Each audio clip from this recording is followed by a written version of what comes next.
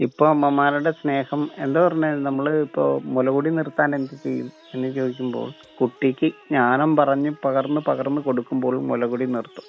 അവര് ജ്ഞാനത്തെ പാനം ചെയ്യാൻ തുടങ്ങും. അതെ. അവിടെ പകരം എന്താ ചെയ്യുന്നതെന്നറിയോ? ആ. മുലകുടി നിർത്താൻ വേണ്ടിയിട്ട് ഉപയോഗിക്കുന്ന ഒരു മരുന്നുണ്ട്, ചെന്നിനായകം.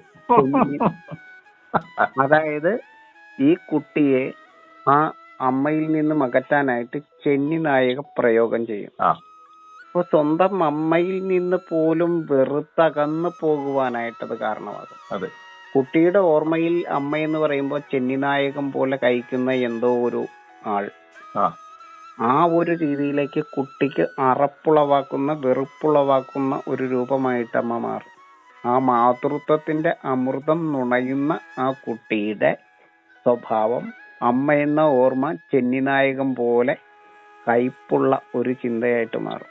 നമ്മളുടെ സ്വാർത്ഥത കൊണ്ടാണ് ഇങ്ങനെ സംഭവിക്കുന്നത്. നമ്മളുടെ സ്വാർത്ഥതയാണ് നമ്മൾ കുട്ടിയെ നമ്മളിൽ നിന്ന് അകന്നു പോകാൻ കാരണമായിരിക്കുന്ന വസ്തുത നമ്മൾ തന്നെയാണ് ചെന്നിനായകത്തിന്റെ രൂപത്തിൽ എത്തിച്ചു കൊടുത്തിരിക്കുന്നത്. ആ കുട്ടി വലുതാകുമ്പോൾ അമ്മയെ കൊല്ലുന്നതിൽ അത്ഭുതമില്ല.